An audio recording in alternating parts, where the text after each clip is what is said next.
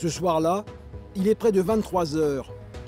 Anthony patrouille dans Cayenne, une ville que ce gendarme connaît comme sa poche.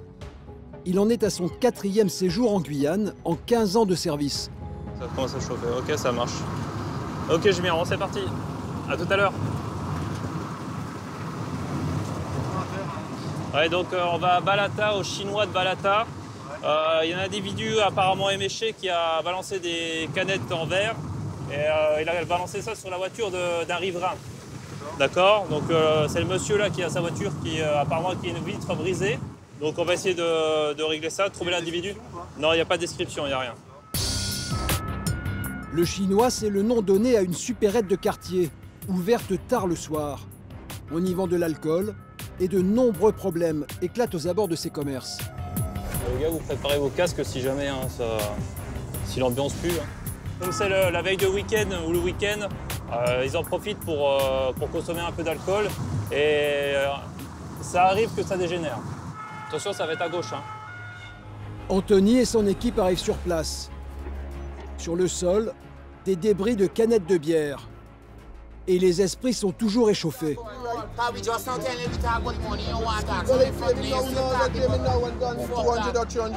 que vous souhaitez déposer plainte? D'accord.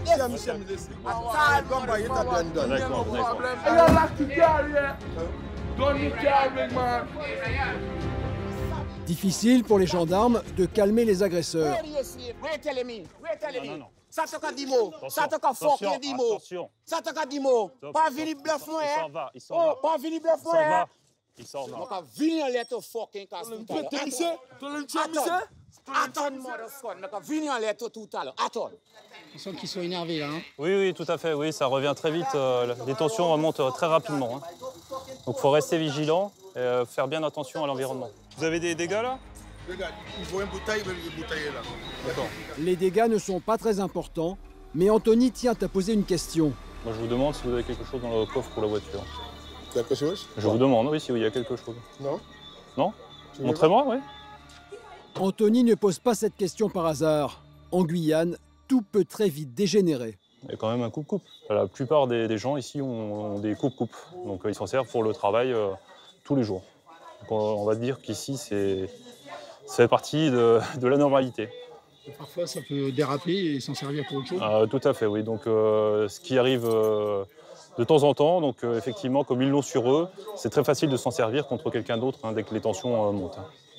Fermez à clé la voiture. Les gendarmes tentent d'éloigner les agresseurs. J'ai oublié de tout toucher, regarde, t'es français comme moi, regarde. T'es français comme moi.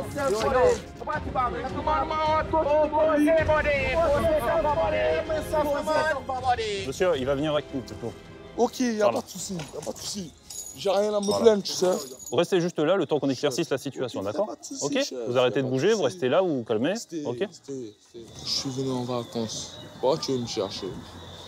Je suis tranquille, certes, je suis clair de peau. Pourquoi tu veux me chercher? Laisse-moi. Monsieur, le problème, c'est que vous venez de jeter une bouteille sur un monsieur et sur sa voiture. Oui. Pourquoi vous avez fait ça? Je l'avoue. Pourquoi? Pourquoi? Parce qu'il m'a provoqué, chef. Anthony n'en saura pas plus, mais les tensions sont apaisées. Pour le moment, les gendarmes ont réussi à maîtriser la situation. Regarde bien nos têtes, chef. Regarde bien nos têtes, chef. On n'est pas des criminels. On est des Français, chef. On va pas mentir ça qu'on a bu. Oui, on a bu beaucoup. On a bu beaucoup. Mais pour vous dire la vérité, la vie est dure en Guyane. À présent que la situation est plus calme, Anthony va tenter de réconcilier les deux parties. Est-ce que vous, au moins, vous lui avez présenté vos excuses? Oui, il le sait. Big man, he show you me excuse, big man. Well, here, listen. I buy the thing and let me go. La victime tient à ce que l'agresseur paye les réparations sur sa voiture, sinon il portera plainte. C'est combien pour sa voiture? Je ne sais pas, moi, je suis Pour pas garé. tous les dégâts. Je ne peux pas vous dire. Vous pensez que vous pourriez lui rembourser Oui, regarde bien mon visage. Je suis le petit frère de alias. Sa voiture, je vais lui rembourser, je vais lui donner tout ce qu'il veut. Vous allez avoir assez d'argent pour le rembourser? T'inquiète pas, on travaille dans la drogue. Je vends du shit tous les jours.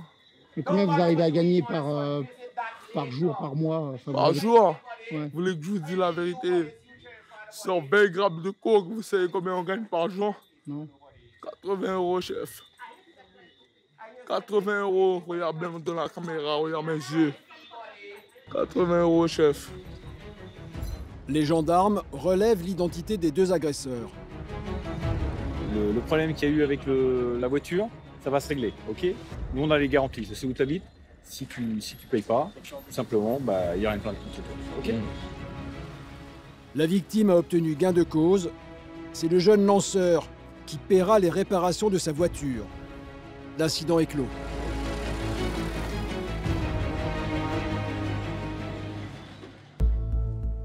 La Guyane, un département français d'Amérique, aux frontières du Brésil et du Suriname. Un territoire de 260 000 habitants, en bordure de l'océan Atlantique. Derrière ces images de cartes postales, se cache une réalité parfois moins attrayante. Ce territoire est le plus violent de notre pays.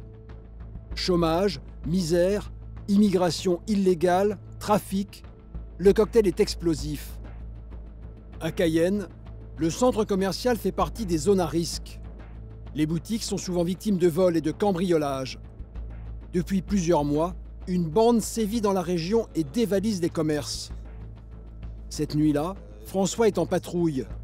Il est 3 h du matin quand il est alerté par un appel radio. Est-ce que vous pouvez vous porter au Brico Céram? C'est situé derrière le carrefour à Matoury pour un déclenchement d'alarme. Ouais, c'est reçu. C'est un grand magasin de bricolage bien connu dans la ville, qui serait peut-être victime de la bande de cambrioleurs. François se rend immédiatement sur place avec son équipe. Gendarme depuis près de 30 ans et à Cayenne depuis plusieurs années, François connaît bien les lieux. Il positionne ses hommes tout autour de la zone commerciale. Ouais, psych 2 de psych 1. Ouais, je te écoute. Ouais, nous on va stopper là, tu passes par Carrefour là, sans passer devant Brico Céram là. Tu passes par le parking de Carrefour et tu te mets en interdiction sur le chemin de Terca. François et ses hommes s'approchent discrètement pour tenter de prendre les cambrioleurs en flagrant délit. Allez, vas-y, là, allez, suis Jérôme là. On attaque à gauche, Jérôme, à gauche. Vas-y, Cliff, dans la zone d'ombre là-bas. Ça court là-bas, ça court. François vient de repérer un homme qui prend la fuite. Gendarmerie, mets-toi au sol! Mets-toi au sol! Mets-toi au sol! Mets-toi au sol! Bouge pas! Tais-toi! Tais-toi! Tais-toi! Menotte! Mets ta main derrière! Mets ta main derrière!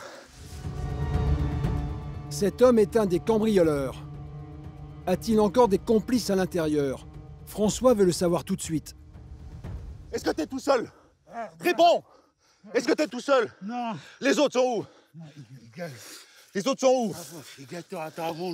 Hein? Les autres sont où? Dedans? Combien vous êtes dedans? Combien vous êtes dedans? Dépêche-toi, combien vous êtes dedans? Combien? Combien vous êtes dedans? François tient absolument à le savoir avant d'entrer à l'intérieur. Ouais, Vincent, d'urgence, tu viens à l'arrière avec le véhicule. On a déjà interpellé un. Dépêchez-vous les gars.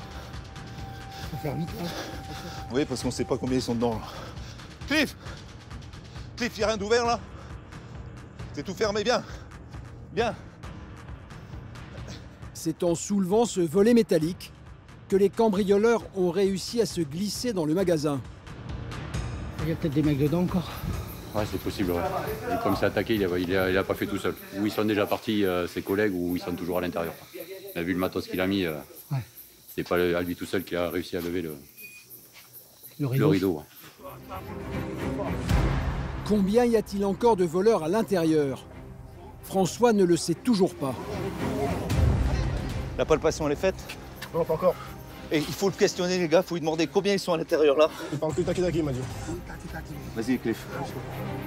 Le cambrioleur parle un dialecte local. Cliff va servir d'interprète. Il y a combien de gars? Ils sont trois à l'intérieur. 5 gendarmes pénètrent dans le magasin, une grande surface de 1500 mètres carrés, dans laquelle les cambrioleurs peuvent se dissimuler facilement. D'autant plus qu'ils sont dans l'obscurité. Vincent organise des recherches. Commence à faire cette partie, tranquillement. Va jusqu'au bout, Jérôme. Et une fois que tu es au bout, tu fais la première allée en face, ok? Tu t'annonces, hein? Il y a forcément quelqu'un quelque part, là. Et sortez de là, là! On sait que vous êtes là! Sors! Sortez de là! Les cambrioleurs peuvent se cacher n'importe où. Et ils sont sûrement armés. Les gendarmes progressent avec prudence.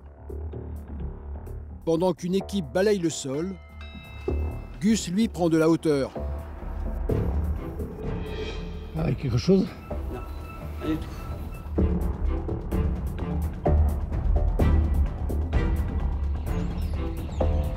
Les voleurs se sont peut-être réfugiés à l'étage, dans les bureaux. Jérôme et Cliff vont tenter de les débusquer armes au poing. Le danger peut surgir derrière chaque porte. Une porte.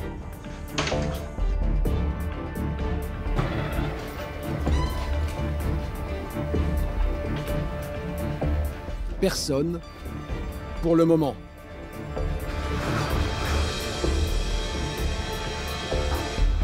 Ouais, ça, au niveau de l'étage, c'est RS. Alors Vincent, pour l'instant? Ouais, c'est dur à reconnaître, là. Ouais, là, il y a beaucoup de cachettes, là. Tout à l'heure, on a entendu un bruit, là, quand on était avec Loric au bout. En haut, là. Ça m'étonnerait pas qu'il y en ait un qui soit monté... Mais là, s'il y en a un qui est couché sur un carton, tu ne vois pas, quoi. Voilà. Tu mets quelqu'un là, on va ouvrir. Le propriétaire du magasin a été alerté. Bonjour. Ok. Ouais, venez, ne vous inquiétez pas, là. Il y a des gars qui sont 4 points, là. Il n'en est pas à son premier cambriolage. Ça arrive souvent qu'il y ait des braquages ici? Depuis quelque temps, oui, hein, dans toute la zone, oui.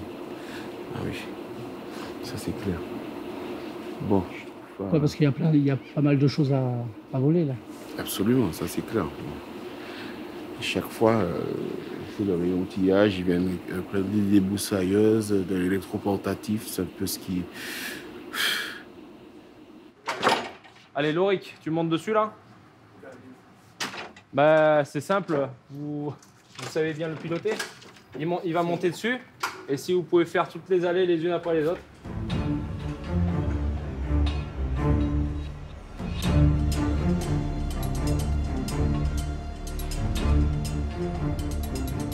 Rien à signaler. Les cambrioleurs ont peut-être réussi à prendre la fuite. Les caméras de surveillance vont permettre de le savoir très vite. Il faudrait que tu partes de celle qui est derrière celle-là. 3,45 ici. Ça passe là, non? Ça y est. Ouais, 90. Et ils mettent même pas une minute à lever le rideau. Il va falloir le renforcer, le bordel là. 1, 2, 3. Regarde. Cagoulé. Donc ils sont là alors. Sur les images, on distingue clairement les 4 voleurs passer les débroussailleuses sous le rideau de fer. C'est en voulant emporter la dernière que le 4e homme s'est fait pincer par les gendarmes. Il a été trop gourmand. Il a dû les renseigner quand on était là. Je suis pas persuadé qu'ils soient dedans, moi. Ils ont balancé des trucs dehors et je suis pas persuadé que... À l'évidence, les 3 autres cambrioleurs ont réussi à prendre la fuite à l'arrivée des gendarmes. Mais celui qui a été pris va pouvoir donner des informations importantes aux enquêteurs. Pour François et ses hommes qui sécurisent la zone jusqu'au lever du jour, c'est une belle opération. Elle va peut-être permettre de démanteler la bande qui sévit dans la ville depuis plusieurs mois. C'est une très belle affaire puisque en plus c'est une équipe, enfin on espère que c'est l'équipe qu'on cherche depuis quelques temps sur Matoury, puisqu'on a eu des cambriolages dans les sociétés juste à côté là, où on avait réussi à faire une mise en fuite, on avait récupéré beaucoup de matériel, mais on avait fait une mise en fuite. On n'avait pas réussi à interpeller les gars, et là on arrive à interpeller en flagrant délit, et c'est exactement le boulot que nous on aime faire et qu'on doit faire. Les informations recueillies auprès de l'homme interpellé devraient permettre d'arrêter le reste de la bande dans les semaines qui viennent.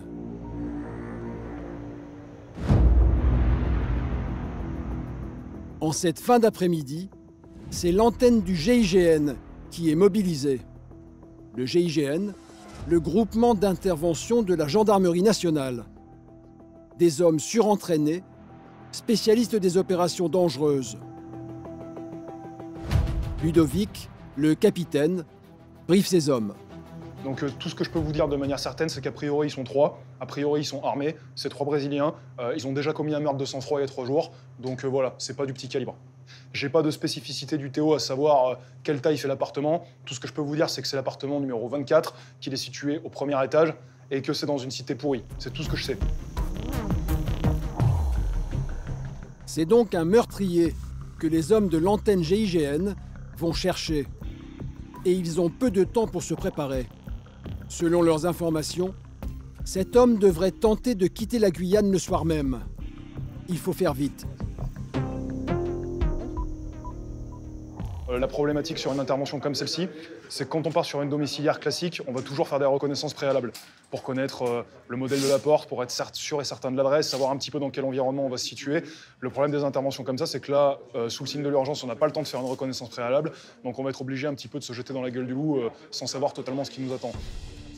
Et Ludovic sait très bien qu'ici, la violence peut exploser à n'importe quel moment. On n'est pas sur un état d'esprit métropolitain. Voilà, on est sur des gens qui viennent du Brésil, qui viennent du Suriname, qui ont strictement rien à perdre et qui sont confrontés dans leur vie quotidienne à un niveau de violence qui est sans commune mesure avec ce qu'on trouve de manière habituelle en métropole.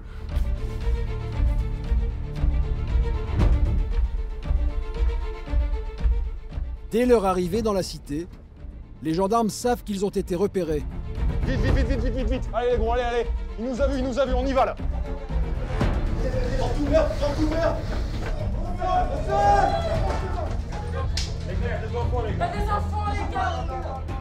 Un premier homme est neutralisé, mais surprise, il n'est pas seul. Il y a des enfants les gars, mon enfant est là, arrêtez les gars, Dans l'appartement, l'antenne GIGN découvre une famille avec 4 enfants. C'est bon, c'est clair ici ou quoi? Il y en a un qui reste avec lui, le deuxième il va en renfort sur la target là tout de suite. Vous me le relevez, vous le fouillez correctement. Les gendarmes découvrent un autre homme dans une chambre. Pour l'instant, il semble calme.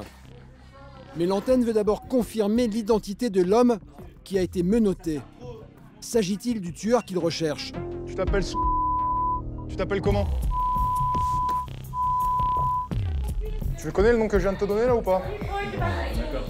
Non, pas du tout? D'accord. Le suspect donne un autre nom que celui de l'homme recherché. Non, il veut pas reconnaître son nom, il m'a donné un nom qui est peut-être pas le bon. De toute façon, tu peux pas se fier à ça, donc là pour l'instant, on va attendre que les enquêteurs arrivent. Pour moi, la photo, elle correspond à ce qu'ils nous ont donné, donc... Pour Ludovic, difficile pour le moment de démêler le vrai du faux. Madame, pour l'instant, vous restez sur le balcon avec vos enfants, s'il vous plaît. Mon fils, il a rien fait. Dans ma chambre, il y a ma carte d'identité. Dans ta chambre, ok, on va voir après. Descends les menottes, s'il te plaît, descends les menottes. Prends le téléphone, prends le téléphone. Descends les menottes. L'homme menotté serait le fils de cette dame. Mais quel est son lien avec le meurtrier? Ça te dit rien, un mec qu'on surnomme Non? Ça te dit rien? Ça te dit quelque chose? Tu le connais? Et il est où? Il était là il y a pas longtemps, là. Il était là il y a 1 heure ou 2. Je sais pas. L'homme n'est pas très coopératif, mais dans la chambre, son acolyte est un peu plus bavard. Il est parti en scout. Moto, ok. Il y a combien de temps? Selon cet homme, le tueur présumé aurait sauté sur son scooter en voyant arriver l'antenne GIGN. Quand on arrive, la porte est ouverte. Donc ça se trouve, en quelques secondes, il a dégagé par un escalier de service et puis on l'a pas eu, quoi. Ça se joue à quelques secondes. Là, le problème, c'est qu'il fait encore jour. Comme tu l'as vu quand on est arrivé, la cité, elle est pleine à craquer. Il y a du monde partout, sur les balcons, en bas, dehors, partout. Même quelques secondes d'avance, une dizaine de secondes d'avance, pour descendre par l'extérieur et sauter sur un scooter, c'est suffisant. Seule solution pour les gendarmes, convaincre la femme du meurtrier présumé de le joindre au téléphone et de lui demander de se rendre dans une des gendarmeries de Cayenne. Tu dis qu'ils viennent à la Madeleine? À la Madeleine? Eh bien, on y va. L'homme se rendra-t-il au rendez-vous? Ludovic n'est pas très optimiste. Bon, les gars de l'antenne, on sort là. On sort tous là. On sait qui va le dire. À titre personnel, non. Maintenant que son domicile a été fracturé par 12 mecs encagoulés et surarmés, il a bien compris pourquoi on venait le chercher. Pour moi, il ne viendra pas. Les statistiques ne sont guère encourageantes. 9 fois sur 10, les suspects ne se présentent pas. Mais ce soir, surprise, l'homme est venu au rendez-vous. C'est bien le meurtrier présumé, recherché par l'antenne GIGN. Tout est bien qui finit bien, mais bon, c'est... Ludovic ne s'explique pas encore pourquoi l'homme a préféré se rendre. Honnêtement, je ne sais pas ce qui passe par la tête de ces gens-là. J'ai personnellement jamais commis de meurtre, donc je ne sais pas ce qui peut se passer dans sa tête. Ça s'est passé il y a 3 ou 4 jours. Peut-être qu'il regrette, peut-être aussi qu'il n'a pas envie d'embarquer sa famille et ses enfants dans une procédure difficile pour tout le monde. Et puis, entre guillemets, c'est tout à son honneur, quoi. Après enquête, le meurtrier présumé, membre d'un gang brésilien, ferait régulièrement des coups de main en Guyane. Et son pédigré est déjà bien chargé. Il serait l'auteur de plusieurs meurtres, mais aussi de braquages et de vols avec violence. Sachant qu'il n'avait aucune chance de traverser la frontière, il a préféré se rendre.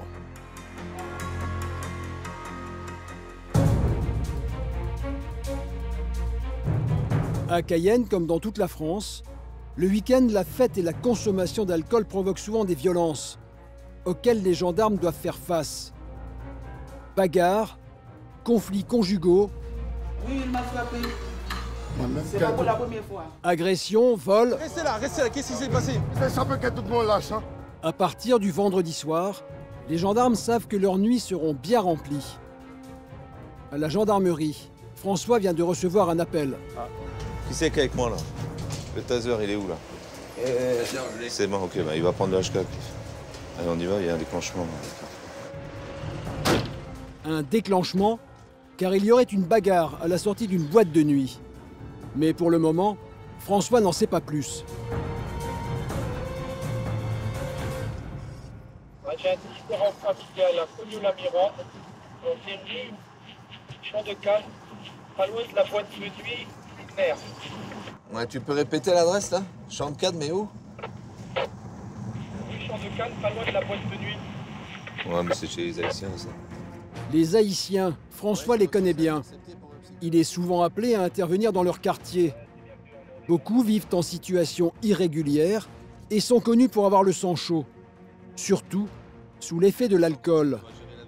François sait qu'avec eux, tout peut très vite dégénérer. Alors... Messieurs, dames, bonsoir. Quand François arrive, la situation est tendue et la bagarre n'est pas encore terminée. Hé, ça suffit là. Hé. Ça va, Kato! Ça va, Kato! Du calme, calme-toi, d'accord. Qu'est-ce qu'il y a? Hé les gars. Hé, calme-toi. Ça va, demoiselle. Tranquille.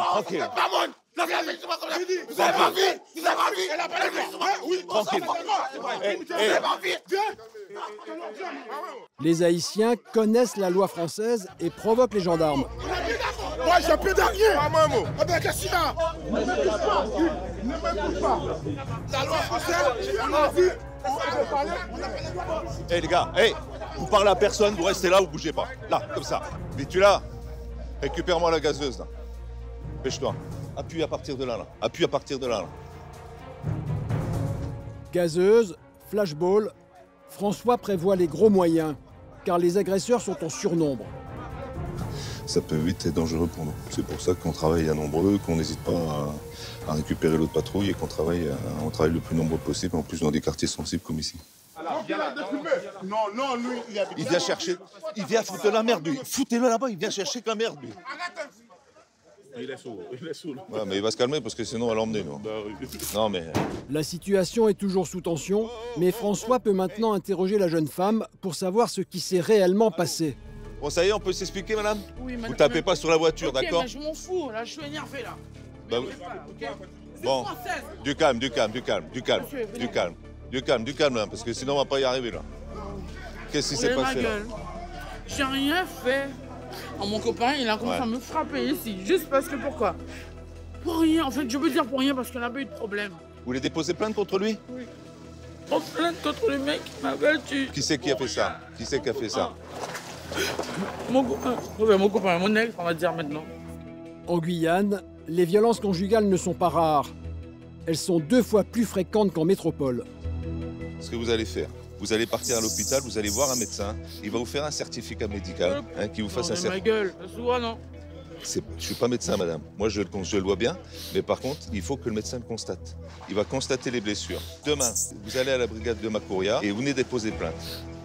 Seuls 10% des femmes portent plainte. François n'est pas convaincu qu'elle se présentera demain à la gendarmerie. Mais d'abord, elle veut aller récupérer ses affaires dans la boîte de nuit, ce qui risque de compliquer encore les choses. Non, je rentre, je pars. Non, restez là. Non, restez là. Ma voiture est là-bas. Oui, restez là, attends. Monsieur, je ne vais rien faire. Madame, je vous le jure. moi non plus, mais restez là. J'ai des choses à récupérer là-bas. Toi, tu restes là. Les gars, à partir de maintenant, c'est interdire. Il n'y a personne qui passe. Pour calmer les choses, François doit impérativement faire partir la jeune femme. Allez, vous montez dans la voiture, vous partez là. Vous montez dans la voiture, vous partez. Non, attends. Non, on n'attend rien du tout. Vous dépêchez là. Vous dépêchez, vous montez dans la voiture. Dépêchez-vous. Vous montez dans la voiture, vous dépêchez. Dépêchez-vous de monter dans la voiture. Vous êtes alcoolisé. Dépêchez-vous de monter dans la voiture. On est dans une situation compliquée parce que vous avez... Prends-la, tu la mets dans la voiture. Mais la jeune femme ne veut rien entendre et François va devoir employer la manière forte. Allez, ou vous montez dans la voiture ou alors ça va mal se mettre. Dépêche-toi. Dépêche-toi. Après, c'est pour perdre du temps. Non. Allez. Vous n'avez pas le droit de me pousser. Vous n'avez pas le droit. Vous avez le droit de me pousser. Allez, vous montez. Allez. Dépêche-toi. Comment vous avez pas les blagues? Arrêtez. Bon, allez, vas-y, monte à côté. Monte à côté. Allez. On laisse ton pied. Attends, je monte. Voilà. Allez. Hey, si vous partez pas, je vais vous verbaliser. Partez. Partez. La victime est enfin évacuée. François va pouvoir mettre ses troupes à l'abri. Allez, on s'en va. Jérôme, ça décroche. Mais au moment de partir, des jeunes reviennent à la charge. Allez, vous circulez, bougez là. Allez, on va y passer la nuit, les gars. Là. Allez. Mais les insultes fusent. Viens ici, viens. Viens là. Viens avec ta capuche là. Viens faire le bonhomme là. Viens. Regarde. C'est à moi que tu dis ça. C'est à moi que tu dis ça ou pas? Vas-y, mets tes mains sur le mur. Redis-moi ça que je vais me branler. Redis-moi ça. Le jeune homme est embarqué pour outrage. Mais ça va. Mais l'interpellation n'est pas du goût de ses amis, qui commencent à caillasser les gendarmes avec des bouteilles de verre.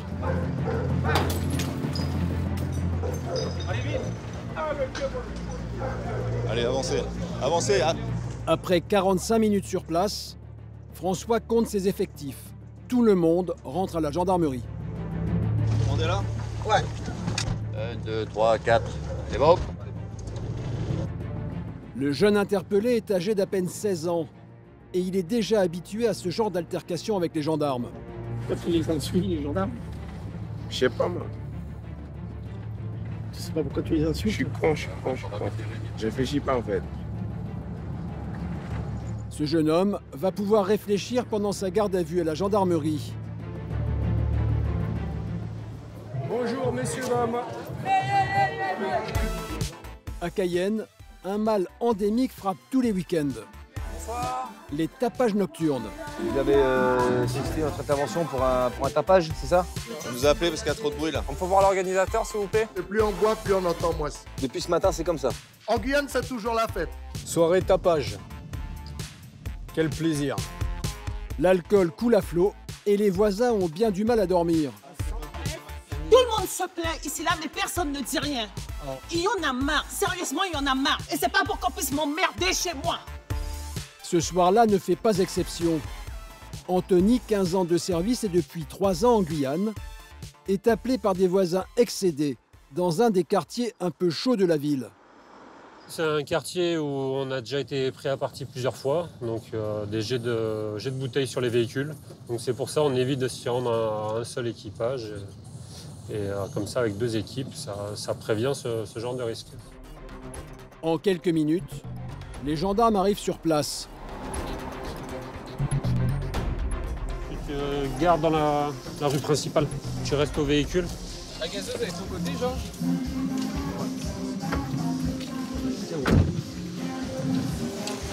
D'accord. Les voisins n'avaient pas menti. Les décibels envahissent le quartier. Allume la GoPro. Pas difficile pour les gendarmes de savoir d'où provient le bruit. C'est toujours au même endroit.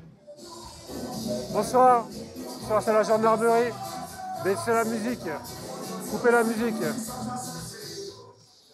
Voilà. Bonsoir. Bonsoir, le propriétaire. Bonsoir. Le propriétaire des lieux, s'il vous plaît. Ça va? Elle n'est pas là? Le locataire, alors? Ni propriétaire, ni locataire? Qui habite ici, alors? Ah, ben le frère. Malgré la présence des gendarmes, la musique reprend de plus belle. Hey. Par là-bas. Par là-bas.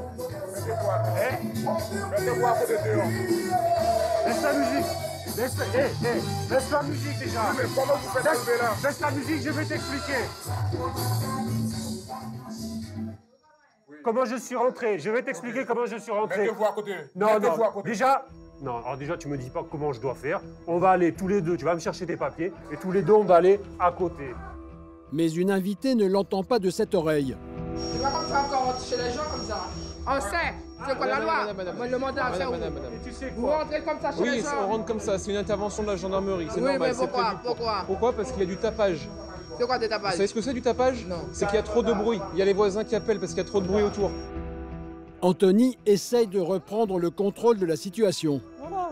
Tu t'énerves, je m'énerve. Tu t'énerves plus, je m'énerve plus. Va me chercher tes papiers et après c'est bon. C'est la dame qui connaît. Mais le propriétaire veut que les gendarmes sortent de chez lui.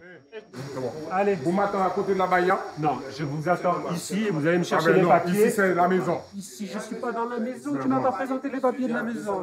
Présente mon papier. Tu m'attends à côté de la baïa. C'est tout. Présente tes papiers, mon ami. Je présente mon papier. Tu m'attends à côté de la baïa. La porte, elle est grande ouverte, c'est une discothèque. C'est une discothèque, ton machin. Une discothèque? Mais oui, t'as vu comment tu T'as mets vu le son, discothèque maillée dehors? Marquée dehors? Ah bien. Non, j'ai entendu le son de la discothèque. Même en discothèque, ils n'ont pas ta musique. Je vais te dire honnêtement. Mais l'homme va continuer à jouer la provocation en augmentant le volume sonore et même en esquissant quelques pas de danse. Monsieur, il n'y a aucun souci. Vous serez verbalisé. Vas-y, fais comme tu veux. Finalement, l'homme consent à arrêter la musique et à discuter devant la porte.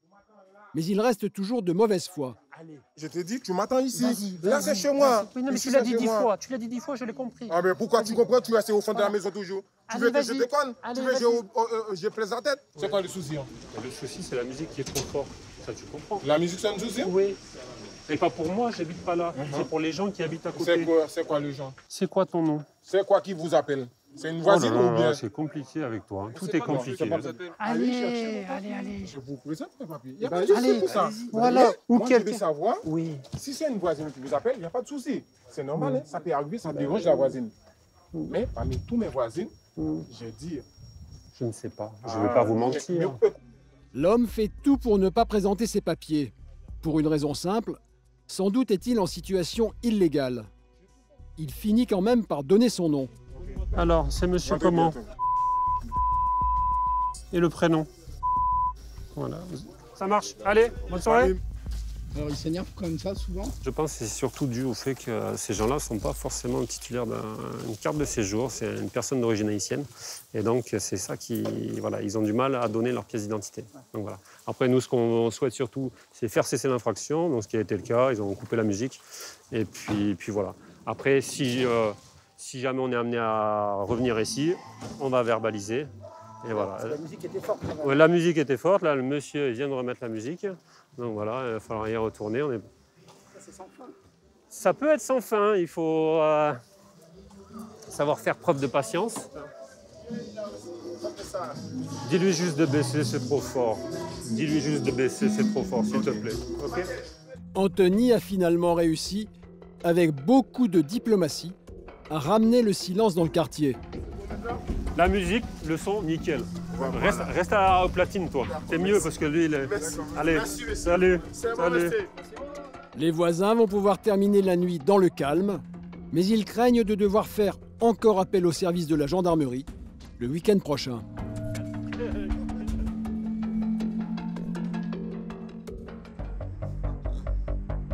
En Guyane, pour certains, ces week-ends alcoolisés se terminent très mal. On va voir ça. Je te tiens au courant.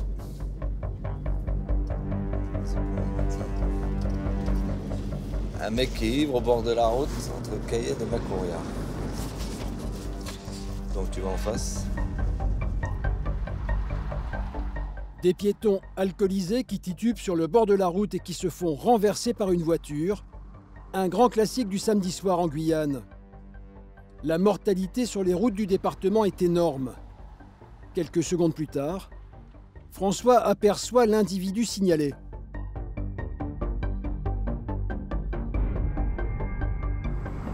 Ouais, t'inquiète, on va te prendre.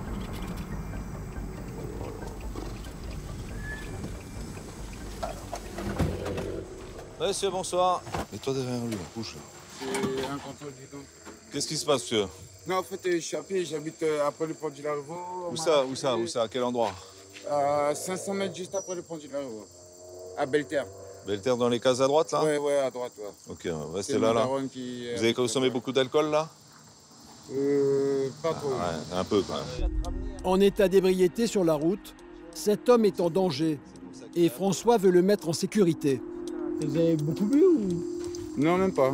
3 bières, un peu Larivot. Un peu plus, on va pas se mentir. Non, on va pas se plus que mentir. 3 bières. Quand j'ai des thunes, je tisse, tu vois. Franchement, je le dis franchement, tu vois. Tous les jours, tous les soirs, vous buvez? Quand j'ai de la thune. Si j'ai de l'argent, si j'ai un petit 2 euros, 1 euro, tu vois. La bière, c'est 1 euro, 2 euros. Pas cher. Voilà, pas cher. Si j'ai 1 euro, je bois, tu vois. 2 euros, je bois. 4 euros, je bois pas, par contre. Là, j'achète un paquet de clopes, tu vois. Ah oui. L'homme habite quelques kilomètres plus loin. François appelle une voiture de gendarmerie pour le ramener chez lui en sécurité. Ouais, c'est le major, là. Dis-moi, tu peux venir au niveau du pont du Larivot, là? On a été appelé pour un mec ivre au bord de la route, là.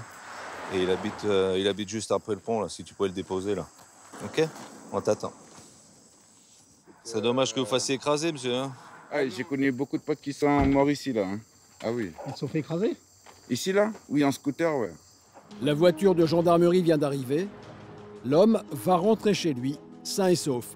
Allez, on y va, monsieur? Allez, votre taxi, là. Et soyez tranquille, hein? Soyez tranquille comme avec nous. On va vous ramener chez vous? Oui, il va rentrer tranquillement chez lui. Il va passer une bonne nuit et demain matin, tout ira bien. François a peut-être sauvé la vie de cet homme. Mais un peu plus loin, en sortant de la gendarmerie, une autre patrouille a été appelée trop tard. L'accident a déjà eu lieu et la victime serait dans un état grave. C'est un automobiliste qui signale avoir fauché un piéton. Là, actuellement, on le met en communication avec les pompiers. Est-ce que vous pouvez vous transporter là-bas rapidement? Ouais, de Matoury, c'est bien pris aussi, transport. Ouais, de Matoury, c'est bien pris. Michael comprend qu'il y a urgence. Ouais, il faut se dépêcher, surtout pour éviter le suraccident, parce que je crois que la route, elle n'est pas éclairée là-bas. A priori, la personne est inanimée, donc j'espère que les secours vont arriver rapidement, parce que même si on a quelques notions, on ne va pas pouvoir faire grand-chose. Quand Michael arrive, une autre patrouille est déjà sur place.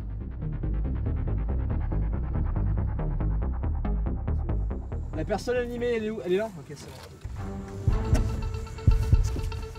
Les pompiers ne sont pas encore arrivés. C'est donc Michael qui va prodiguer les premiers soins. Il découvre la victime, allongée sur le sol. Je crois que ça vaut le coup d'essayer de faire un massage ou pas? Hein? Merci les gars. Ah oui. Ah oui, merci. Il n'y a que ça qui peut le sauver. Vous pouvez commencer à masser là. Vous voulez que je le fasse? Michael et les autres gendarmes se relaient pour tenter de ranimer la victime. Quand les pompiers arrivent à leur tour, Michael peut aller voir le conducteur de la voiture qui a heurté le piéton. Il est toujours sous le choc.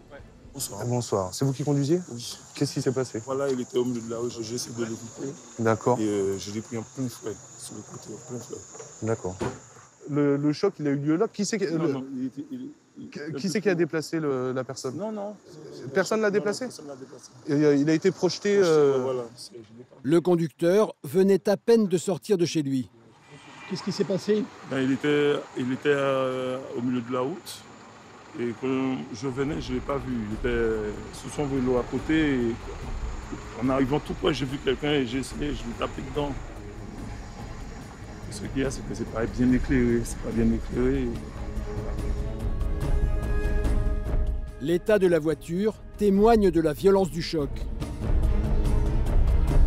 Selon le conducteur, la victime poussait sa bicyclette au milieu de la route. Michael la retrouve quelques mètres plus loin. Ouais, apparemment, du coup, il était en vélo et il a quand même été bien projeté, quoi. Ouais, il est détruit, le vélo. Il est détruit. Ça veut dire qu'il aurait pu faire un vol de combien, là? Bah là, déjà, si personne n'a bougé, entre le vélo et lui, il y a déjà un paquet de mètres. Hein. L'homme aurait fait un vol plané d'une quinzaine de mètres. Les gendarmes vérifient le taux d'alcoolémie du conducteur de la voiture. T'as eu le temps de faire le dépistage de monsieur? Non? Donne. Monsieur, je vais vous soumettre au dépistage de l'alcoolémie, d'accord? Vous rouliez vite ou pas? Je vais à 80, 85, 90. D'accord. Hop, vous soufflez 4-5 secondes à peu près, s'il vous plaît. Encore. Non, faut pas s'arrêter. Attendez. Faut pas s'arrêter. Il faut souffler 4 secondes. Encore. C'est bon.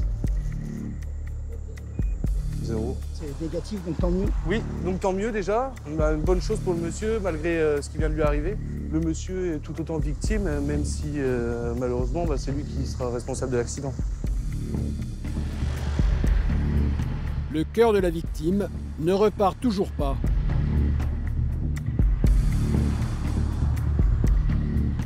À 32 ans, Michael, gendarme depuis 12 ans, n'en est pas à son premier accident. Mais depuis 4 mois qu'il est en Guyane, il en a déjà vu beaucoup. On essaye de garder la tête froide et puis malheureusement, c'est souvent en rentrant à la maison qu'on se pose et qu'on se dit oh punaise, c'est chaud ce qui s'est passé, quoi. Il ne faut pas nous paniquer, sinon ça fait paniquer les gens. Donc, Samu et pompiers continuent de s'acharner pour sauver la vie de la victime. Venu du Brésil, cet homme de 40 ans sortait d'une soirée entre collègues, un peu trop arrosés. Des collègues qui sont justement venus aux nouvelles. C'est un grand ami, on travaille ensemble, c'est un travailleur, c'est un gars de bien, tu vois. Ça me fait trop de la peine de le voir comme ça. On est des menuisiers, on travaille dans le bâtiment, on fait de la menuiserie. C'est un bon gars, il travaille, c'est normal. C'est normal de temps en temps, il picolait un peu, c'est pour ça je pense que c'est pour ça aussi. Les habitants se plaignent du manque de lumière. Aucun réverbère n'éclaire la route. Pas de trottoir non plus, pour protéger les piétons. Você tem que colocar ici, iluminação. Que aqui não tem iluminação, aqui tudo c'est tudo. Aqui não tem nada. Il n'y a pas de lumière à la route, là, c'est comme ça. C'est ça. Il n'y a pas de lumière, il n'y a pas d'accotement. Tout là, c'est l'argent, la poche, tout le monde là. Il n'y a pas de limitation de vitesse, il n'y a rien du tout ici. Les gens roulent à plus de 100 km/h. C'est ça le problème. Finalement, après 50 minutes d'effort, les secouristes arrêtent le massage. Le cœur de la victime ne repartira plus. L'homme serait mort sur le coup. Ils nous font des prélèvements sanguins. Et donc, je vais placer le monsieur en garde à vue. Le substitut du procureur s'est rendu sur place. Vous ne savez pas combien de temps que je suis là, mais les personnes sur le bord de la route, sans lumière, à pied, c'est extrêmement courant et les accidents, malheureusement, ça arrive aussi fréquemment. Michael doit maintenant annoncer la mauvaise nouvelle au conducteur. Monsieur, je reviens vers vous. Vous êtes en ligne avec votre femme? Non, avec ma soeur. Ok. Je vais vous demander de raccrocher le téléphone, s'il vous plaît. Ouais, attends. Après. Monsieur est décédé. D'accord.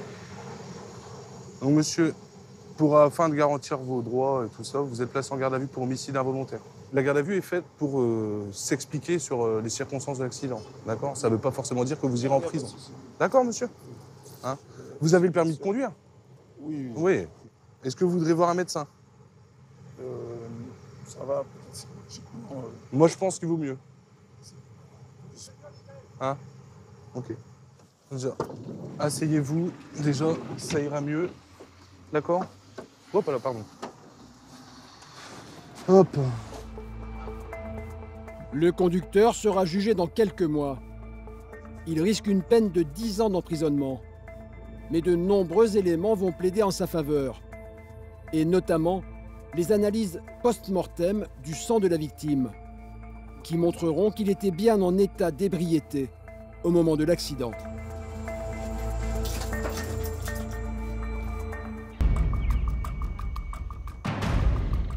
La Guyane possède une richesse qui fascine les hommes et leur fait commettre bien des folies depuis la nuit des temps.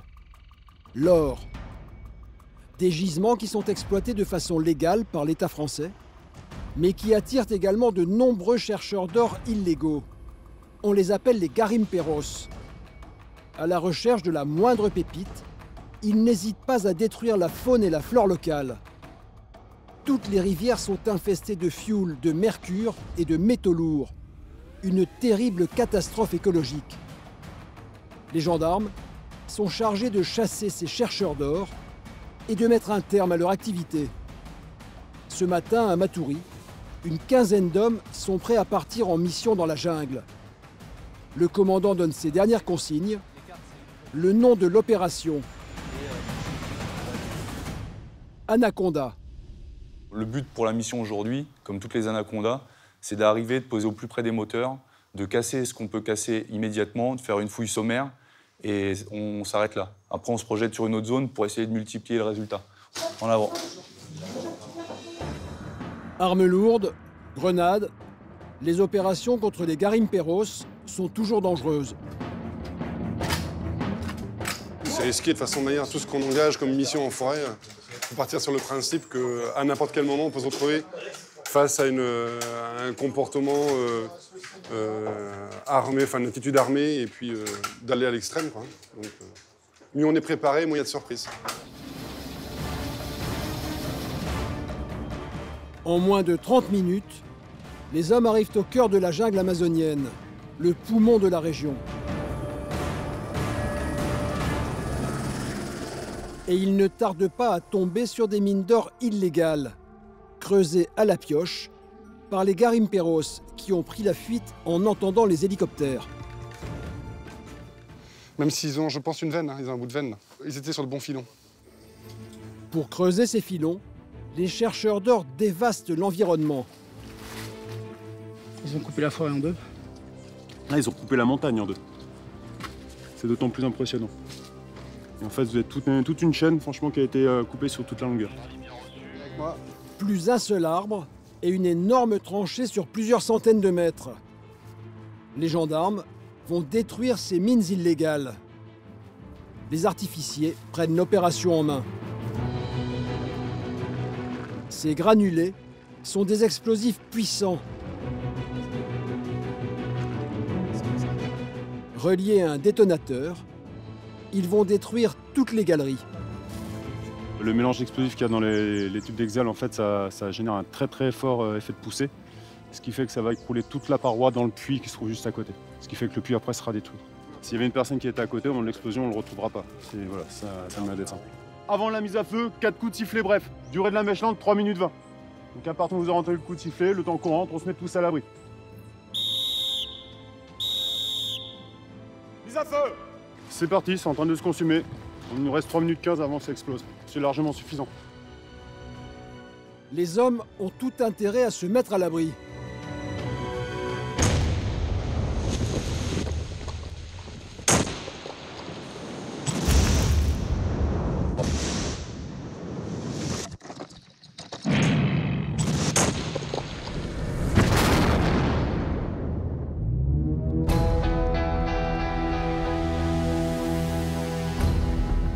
Gardez les casques. Plus la moindre trace de mine illégale. La tranchée a disparu elle aussi. La montagne a retrouvé ses formes. Il n'y a plus rien. On espère que la nature reprendra un petit peu ses droits avec le temps. Mais en tout cas, voilà, ça reste une zone qui sera épargnée, j'espère, par leur paillage illégal. Mais la mission n'est pas encore terminée. Un peu plus loin, d'autres chercheurs polluent les eaux avec du mercure pour dénicher la moindre pépite. D'un côté du fleuve, c'est la Guyane, de l'autre le Suriname, d'où viennent de nombreux garimperos. Eh ben en avant, hein! Après 2 heures de marche, les premiers indices apparaissent.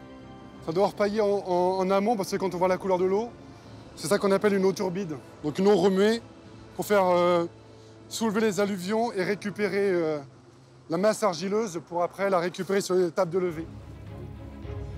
Le commandant avait vu juste, un peu plus loin, un site illégal avec un moteur pour pomper l'eau boueuse et la remonter grâce à ses tuyaux jusqu'à une table de levée.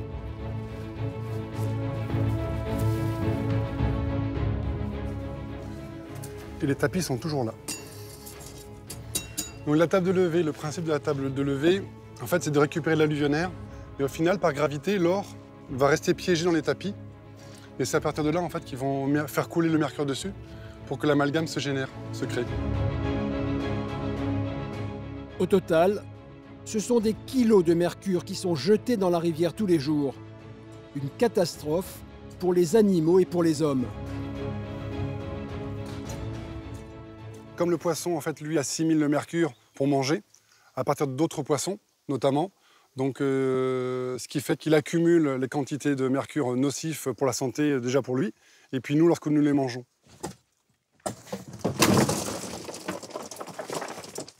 Et voilà.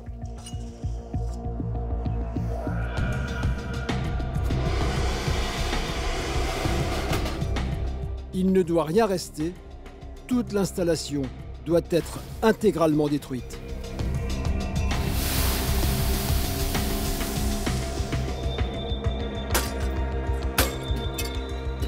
Les gendarmes ne se contentent pas de casser le moteur à coups de masse. Ce petit pot thermique va le mettre définitivement hors d'usage. Allez.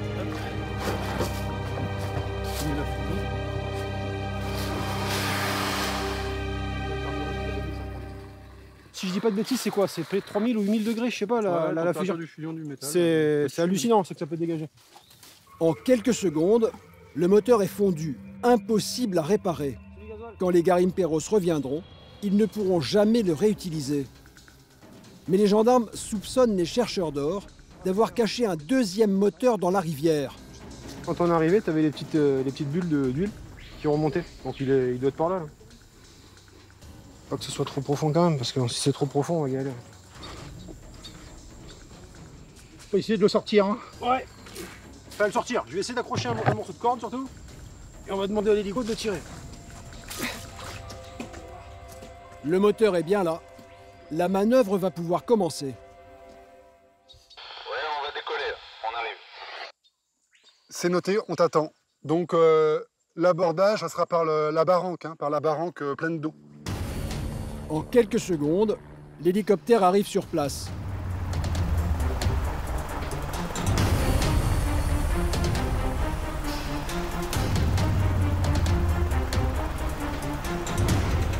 Un bloc de métal de plus de 200 kg qui va bientôt partir en fumée.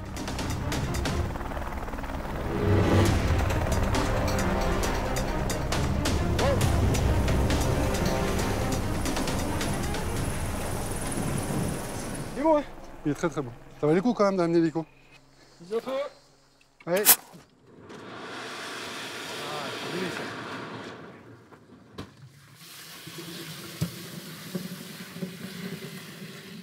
Ouais, ils font bien.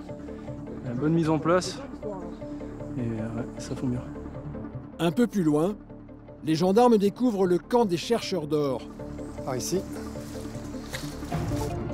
Les hommes ont pris la fuite, mais les femmes sont toujours là.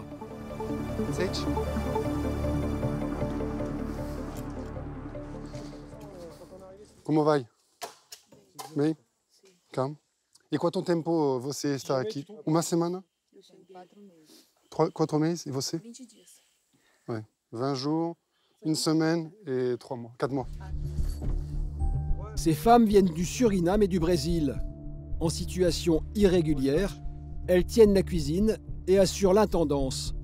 Elles se prostituent parfois également. 5 10. 5 10. Comme un demi-gramme. Un demi-gramme d'or pour le repas. Parce qu'ici, tout est payé avec de l'or. Ah, tout est payé de l'or, ouais. Un demi-gramme d'or, soit 15 € le repas. Le campement est bien équipé, mais ses occupantes sont sommées de plier bagages. Ah, par contre, l'électricité ici, donc il y a un groupe électrogène. Allez, tiens, elle est là. Donc logiquement, sous la bâche, un groupe. Il est tout neuf parce qu'il n'a même pas encore enlevé le... C'est une belle prise, ça, parce que ça leur permet vraiment de couper... Ah bah ça, c'est l'autonomie en forêt, quoi.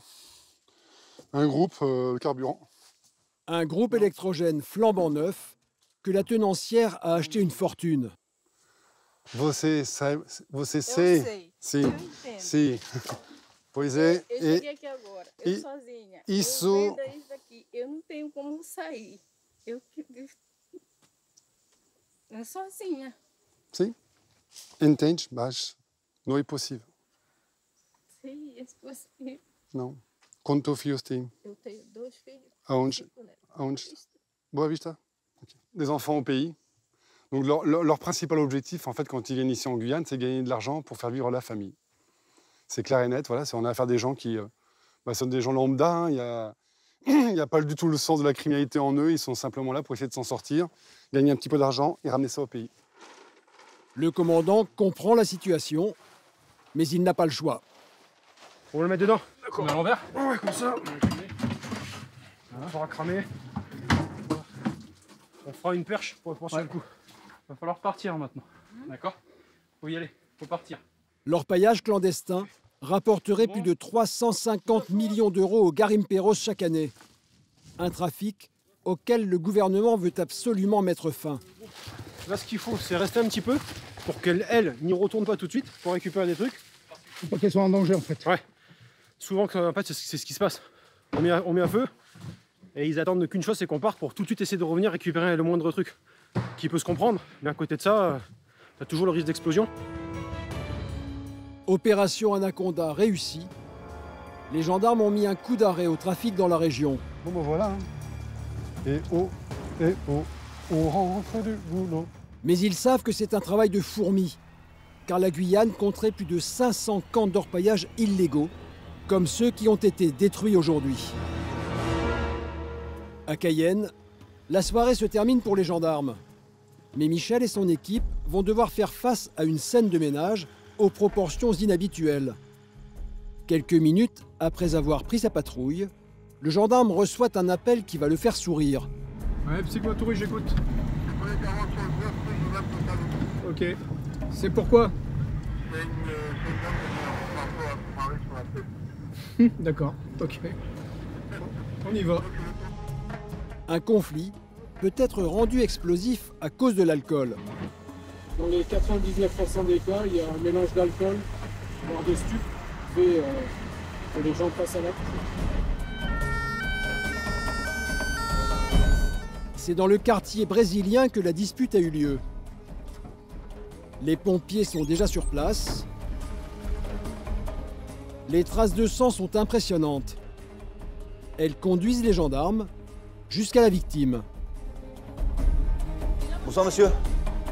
Le coup a provoqué une large plaie à la tête. Le gendarme Jérémy aimerait retrouver l'épouse et son marteau. Elle est partie, madame? Mais elle est plus ici, elle est partie. Ok.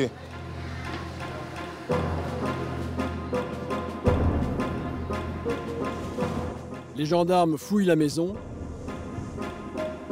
Ils trouvent un homme à l'étage supérieur. Monsieur, c'est la gendarmerie. Bonjour. Il y a une dame avec vous, quoi. Vous êtes tout seul? Vous êtes qui par rapport au monsieur là qui a reçu le coup de marteau? Personne? C'est pas la même? D'accord. Apparemment, il n'est au courant de rien. Elle a disparu là? Ouais, c'est pas là. La fouille continue.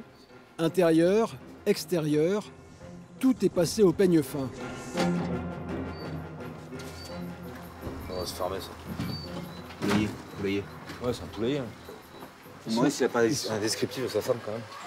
Il y a une photo de ta femme? Une photo. Tu as une photo de ta femme? Vous pouvez nous dire comment elle est habillée ce soir? Les gars en pantalon soulier et puis pantalon jean ou legging? Pantalon jean. En voyant la photo, Jérémy reconnaît la jeune femme. Il est déjà intervenu ici pour une scène de ménage il y a 2 semaines. Ah, mais elle, je l'ai vue il y a 15 jours. Il est foutu dehors. Vous voulez pas qu'elle... Mais là, c'est une histoire de téléphone, en fait. Elle lui avait planqué son téléphone, il a voulu le récupérer, elle s'est fâchée avec lui en disant « je te rends pas ton téléphone », elle a voulu le planter. Elle a voulu le planter avec le couteau. Mais c'est finalement à coups de marteau qu'elle a frappé son compagnon. Jérémy commence une enquête de voisinage. J'habite à côté. Oui. Et puis, j'ai entendu braque. Alors, je suis venu regarder pour ma voiture, j'ai vu qu'à distance sur ma voiture, c'est tout ce que j'ai vu. La dame, elle est connue pour être violente d'habitude? Moi, je sais pas. Moi, vous connaissez... Ah, vous connaissez pas? Non, pas du tout les gens qui vivent là. Putain, mais ils sont battus ici aussi, là? Ouais. Ok. Mais c'est tout, hein. Bah, merci, madame. L'homme est toujours conscient, mais les pompiers préfèrent l'emmener à l'hôpital pour procéder à des examens complémentaires. Qu'est-ce qu'il a, le monsieur là? On a une plaie au niveau de la tête. Et c'est. Des centimètres, juste au niveau du. En partant du fond vers le crâne. Bon, sa femme, elle a pas raté quoi. Ah, exactement, bien touché. Vous allez beaucoup sur des interventions comme ça, où ils utilisent des objets, des. Oui, des objets. Pas trop souvent le marteau, mais des objets. Quel genre d'objet Couteau, casserole. Dans la casserole, c'est moins grave que le couteau? Ah, ça dépend où se placer le coup. Ça dépend où le coup est porté. Jérémy veut maintenant convaincre la victime de donner une suite judiciaire à cette affaire. Vous allez vouloir déposer plainte? Ah ben oui, parce que c'était qu'à promettre de le suivre déjà. Voilà. Sa femme lui a promis de le tuer. Ouais. Du coup, il va porter plainte. Quand vous sortez de l'hôpital, il faudra aller déposer plainte. Oui. D'accord? Mais il faut le faire. Il faut déposer plainte. Parce que si nous, on retrouve madame, oui. Là, ce soir, il faudra venir rapidement déposer plainte. Oui, d'accord? Il ne faut pas nous dire oui, je dépose plainte et demain, je dépose plus plainte, quoi. Oui, parce que je me suis réconcilié avec madame. Oui, d'accord. Ok? Bon petit coup, c'est reparti. Ouais, non, mais voilà, c'est ça. C'est ça. C'est parce que là, c'est un coup de marteau. Et de la prochaine fois, ce sera quoi? Le mari battu s'en sortira avec quelques points de suture. Les gendarmes patrouillent pour tenter de retrouver la jeune femme. Elle a menacé de le tuer, donc c'est pour ça qu'il a l'air motivé à déposer plainte. Mais bon, ça peut changer d'avis dans la nuit. Donc ça, le problème, c'est que sur le coup, on te dit oui, ils te disent oui, dépose plainte, et après le lendemain, avec les remords, l'alcool redescendant, ils déposent plus plainte, quoi. Donc on verra bien par la suite, quoi. L'histoire ne dit pas encore si le couple a fini par se réconcilier sur l'oreiller, mais la plainte n'a jamais été déposée et les gendarmes n'ont pas encore été rappelés sur place. Un peu plus tard, c'est Jean-Michel et son équipe qui sont appelés sur un accident de scooter. Ouais, 230 de Psy Rémire. Ouais, donc on se transporte sur l'accident. La Guyane est le 2e département français où la violence routière est la plus forte. Et les scooters sont souvent impliqués. C'est moyen de locomotion privilégié ici. Hein. Le coût du permis de conduire et puis de la voiture, c'est exorbitant. Donc souvent, on verrait des gens à 3 sur un scooter avec l'enfant, le papa, la maman. Voilà, c'est leur moyen de locomotion. Hein. Ouais, 230 de Psy Rémire ASL. Bon, on va aller voir. Bonsoir. Ça? D'accord, c'est l'accident de scooter? D'accord. Les pompiers sont déjà sur place. Ça va, madame? Vous étiez toute seule? Toute seule en cause? C'est quoi la vitesse? Je sais pas, c'est seul. Je viens vous voir après dans l'ambulance. D'accord. Je suis allongé. Apparemment, la victime s'en sort plutôt bien, mais elle a peut-être des lésions cachées.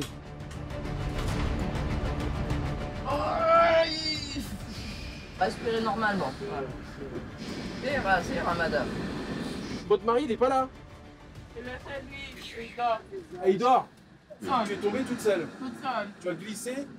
Oui. Et tu es tombée dans le caniveau? Dans le fossé? Ok. Voilà. Deux amis de la jeune femme vont pouvoir donner plus de précisions à Jean-Michel. Elle est juste là à la maison avec ma copine. Donc elle était dans une soirée? D'accord. Ouais, elle a un peu bu. Hein? Elle a un peu bu. Voilà, beaucoup. Elle était... Pas beaucoup. Ah ben, un peu quand même. D'accord, elle n'était pas toute seule ce soir. On va faire souffler madame. Ouais, après, vous avez consommé de l'alcool ou pas? Oui, j'étais au bassin. D'accord.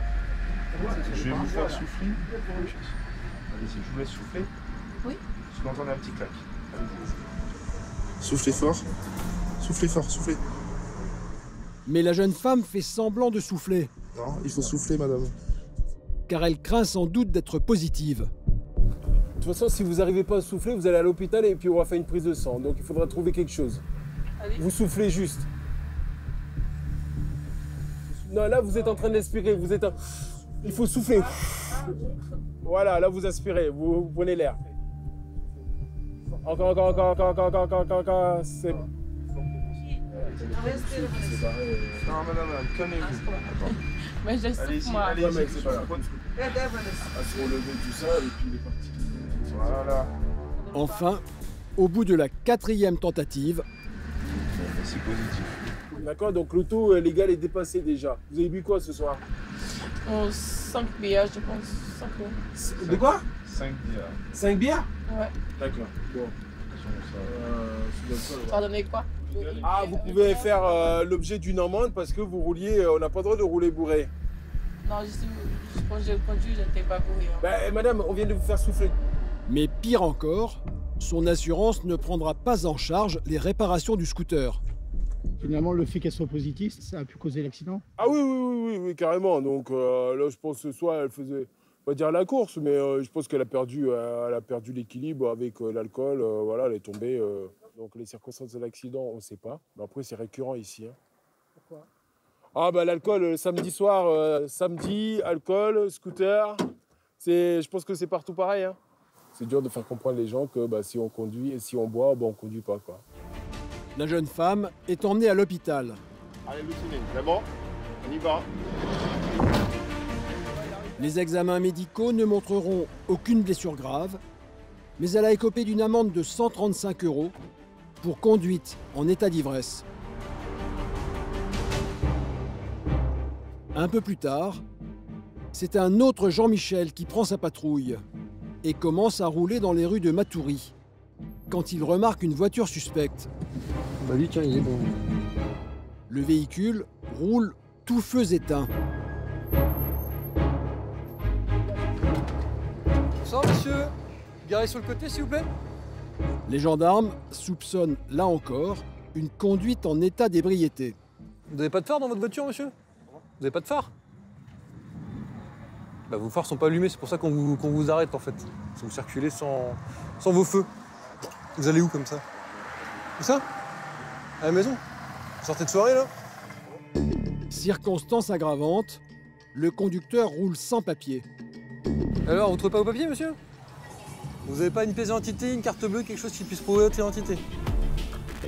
Discrètement, le conducteur et son passager parlent à voix basse.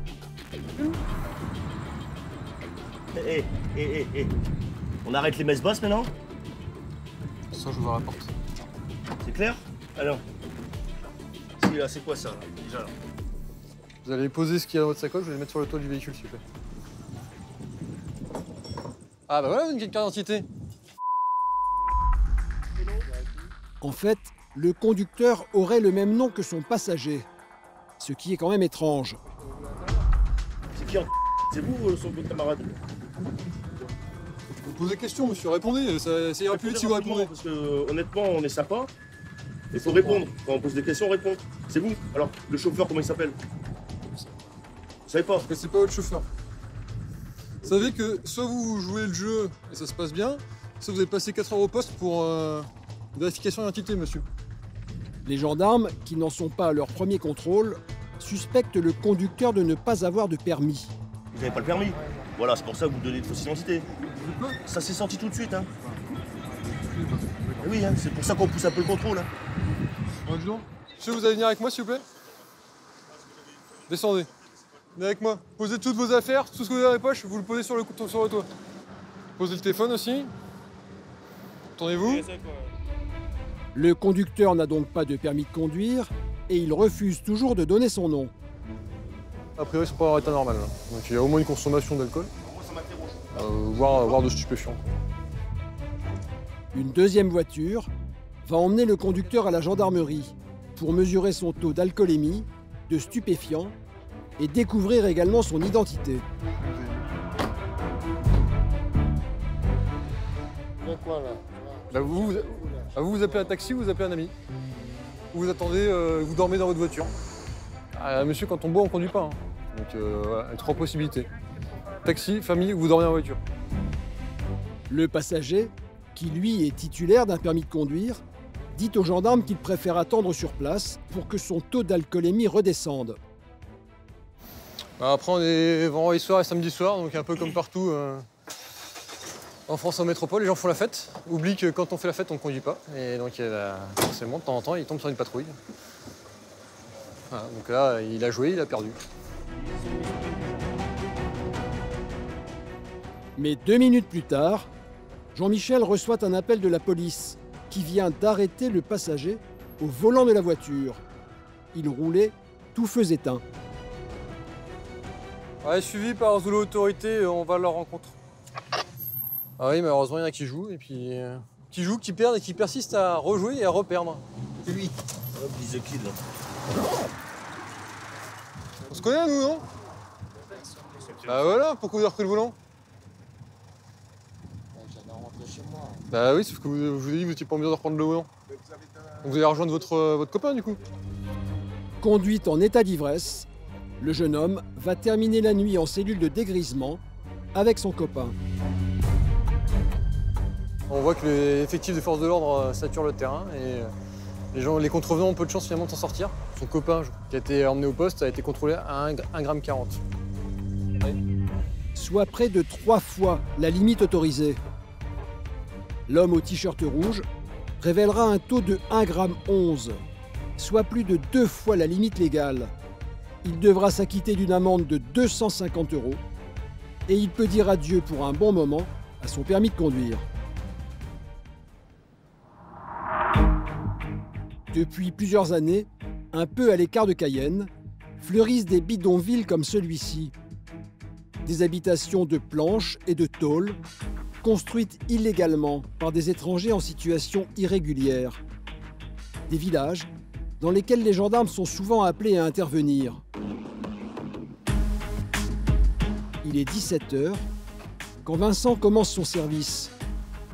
Et quelques minutes plus tard, un appel retentit.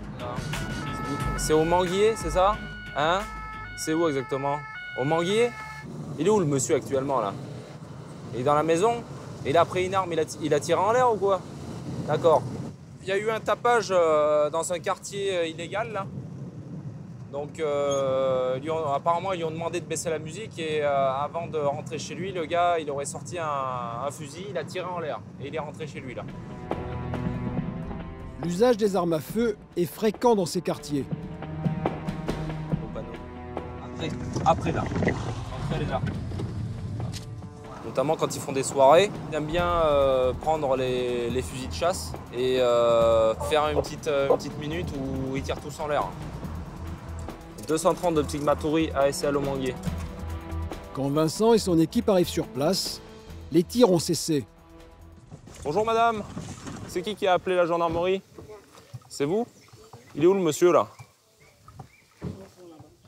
Au fond? Oui. D'accord. Mais c'est quoi le problème? C'est un problème de tapage ou pas? Oui, c'est moi qui ne vais pas, que j'habite là, à côté de la maison. La musique très, très fort. Oui. Et mon petit monde pleure. Oui. Au cas il y a un gros faux, ça c'est la deuxième fois. Bon, comme ça. Boum. Ah ouais? Très fort. Et il a tiré en direction de quelqu'un ou pas? Non, à la maison même. Dans ces bidonvilles, tout le monde ou presque est armé, a priori pour se défendre. Mais cette année encore, des gendarmes se sont fait tirer dessus en Guyane. Vincent attend le renfort d'une deuxième équipe avant d'entrer dans le village. On reste prudent, on regarde un petit peu là-bas, là, au loin, parce que pour l'instant c'est calme, mais comme ils ont l'habitude de... Là, c'est l'heure où ils commencent à siroter. Bloque pas l'entrée là, mais garde-toi là. Donc on va laisser 2 personnels ici.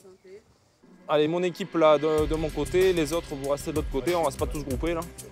Loric et Fred, prenez la couverture derrière.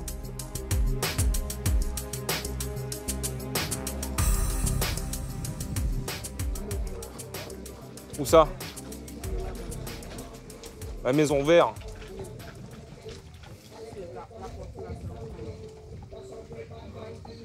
Là où il y a la musique, là. Malgré les protestations de sa voisine, l'homme continue à faire profiter le quartier de sa musique. Vous allez voir, les gars, là? 4 gendarmes entrent à l'intérieur, pendant que Vincent assure les arrières. Ils sont combien dedans, là? C'est lui, là? Sortez, monsieur. Hein? Venez là. Venez là. Qu'est-ce qui se passe? Qu'est-ce qui se passe? Expliquez-nous ce qui se passe. Ouais, non, mais c'est pas ça qu'on pose la question. Si on vient, c'est qu'on vient bien quelque chose. C'est votre femme, là? Monsieur, c'est votre femme, là? Où ça? Celle-là? Non, c'est pas ma femme, il est cher des embrouilles avec moi. Moi, j'ai un homme reproché. Vous restez là pour le moment. Restez là, monsieur, bougez pas. C'est vous qui avez tiré un coup, là? Oui, mais pour quelle raison vous avez fait ça? Ben, dans la forêt, je suis monté, puis je voulais tirer sur quelque chose. J'ai tiré dans les bois. J'ai pas tiré sur personne, hein. Tu peux nous montrer le fusil, là? Allez, on peut rentrer, là? Excédé par les plaintes de sa voisine, cet homme avait apparemment besoin de passer ses nerfs en tirant des coups de fusil. Les gendarmes tiennent à savoir de quelle arme il s'agit. Il y avait une cartouche dedans, là? Non, non, non, il est exactement comme il est là. Il y a une cartouche posée là et les autres dans la cartouche de crosse. Je peux voir. C'est quoi ça? C'est la facture? C'est la facture. Regarde, j'ai acheté ça dernièrement parce que ces gens-là me font chier. Ils ont dit qu'ils vont appeler des gens de Dieu pour me foutre. Tu comprends? Moi j'ai mon gosse, moi je rigole pas. Moi je les pète, moi. C'est eux qui me font chier, man. Ils sont venus avec des gens, ils veulent ramasser ici. Mais elle dit que vous mettez la musique trop fort. Mais on est vendredi, monsieur, regardez ma petite caisse. Arrêtez, j'ai pas le droit, tout le monde met de la musique. Arrête, non, mon frère. C'est pas interdit. Je ne tire pas sur les gens. Visiblement, il s'agirait d'un conflit de voisinage qui s'envenime depuis plusieurs semaines. Alors à quoi vous sert cette arme-là que vous avez achetée? Là maintenant, là? Ouais, elle vous sert à quoi? Plus pour la chasse. Plus pour la chasse. Mais pour me protéger aussi, je vais pas mentir. Pour ma protection. De quoi? Ben, de certaines personnes qui ont envie de ma tête. Et moi, au cas où, avant qu'ils arrachent ma tête, j'arrache leur pas. Ah, ici, il faut être armé, hein, mon gars. Hein? C'est dans les squats, tous les squats, si t'es pas armé, t'as dans le cul, hein? Ouais. Il faut pas que tu tires avec ton pétard ici, là. Il faut pas que tu tires avec le fusil, là. D'accord? Ouais, mais même plus loin. Le fusil, c'est fait pour chasser dans la forêt ou sur le fleuve. Tu prends... Tu montes un tout petit peu là, t'es déjà dans la forêt. Oui, mais t'étais pas en train de chasser. Il y avait quand même du monde, d'accord? Tu fais pas ça ici. Ok, d'accord. Si tu veux pas te recevoir une balle ou quoi, parce que nous, quand on arrive, tout de suite, nous, quand on nous appelle, c'est tir d'armes. L'homme se dit victime d'un gang de Brésiliens qui ferait la loi dans ce bidonville et qui voudrait le déloger. Ils voulaient ramasser mon squat, quoi. Vous comprenez? Ils sont venus, ils ont dit, ah ouais, on va te foutre dehors avec ta famille, on va mettre d'autres personnes. Et attention, ils font d'autres gens venir du Brésil pour des clandestins venir habiter là. C'est pour ça que vous vous défendez? Ah ben ouais. Regardez ce que j'ai. Eh ben ouais, obligé. Les gendarmes ont pris soin de démonter l'arme, mais ne peuvent pas la saisir car elle a été achetée légalement. Mais ça, on le rencontre fréquemment ici. Hein.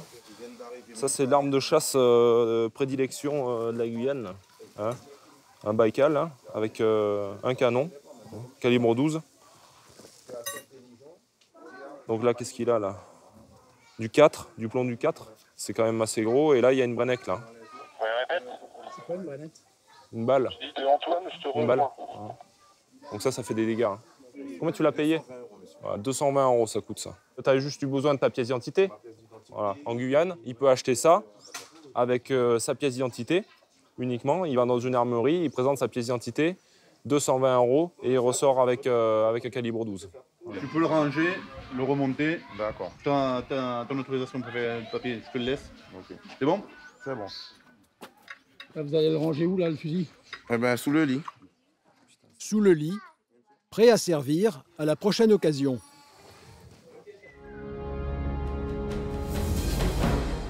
Le lendemain, c'est le branle-bas de combat à la caserne de Matoury. Le commandant de la compagnie a réuni ses hommes pour une opération dans un autre bidonville, et pas n'importe lequel, le plus gros de la Guyane. Tout le monde ici le connaît sous le nom de Bagdad. Trafic d'armes, de drogue, prostitution, commerces illégaux, ce bidonville est un des plus violents de la région. Depuis plusieurs semaines, les gendarmes s'y font même agresser, et il n'est pas question pour eux de laisser s'installer une zone de non-droit. C'est un quartier qui nous pose problème, dans le sens où on a été caillassé à 4 reprises ces 2 dernières semaines. C'est des jours qui se sont succédés, et 2 fois avec des blessés et de la casse de véhicules. Donc c'est un quartier sur lequel on va faire une pointe d'effort ce soir. C'est pour ça qu'on est réunis à peu près, il y aura 100 gendarmes sur le dispositif. Demain, l'objectif, ça c'est important, c'est qu'on puisse y retourner en patrouille et qu'on puisse aller n'importe où dans Bagdad en patrouille sans se faire caillasser. Ça c'est notre objectif de long terme. Bagdad est un quartier très peuplé.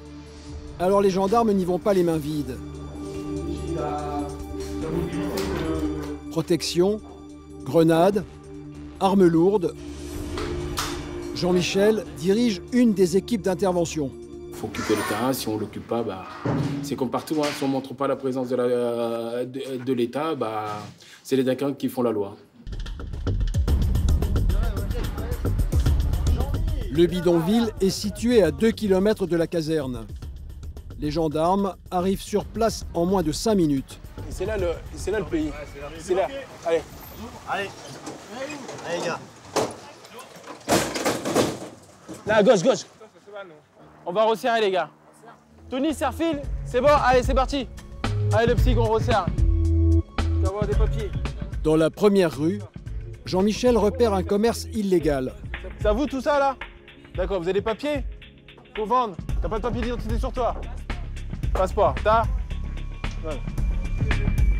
La jeune femme vient de Port-au-Prince, en Haïti. Pas de carte de séjour. Elle est en situation irrégulière sur le territoire et son commerce est la seule source de revenus pour elle et ses 4 enfants. Ouais, c'est complètement illégal. Vous voyez, il n'y a pas de traçabilité, tout ce qui est fruits, les poissons séchés. Il y a des poissons séchés, tout ça. Vous achetez ça où? Au marché? Voilà. Elle achète ça au marché, en gros, en fait, et puis elle revend ça dans le quartier. C'est compliqué, malheureusement, voilà, hein, les lois de la République s'appliquent partout. Hein. Faut pas non plus laisser des gens, je veux dire, sans autorisation vendre au détriment des commerçants qui, eux, payent les impôts. C'est du commerce illégal. Hein. Même si on est des êtres humains, on comprend quand même que c'est pour subvenir à leurs besoins. Mais voilà, on est tenu de faire appliquer la loi. Je vous donne, c'est le passeport de la dame. Voilà. Nous, on va continuer là-bas. Allez, bon courage.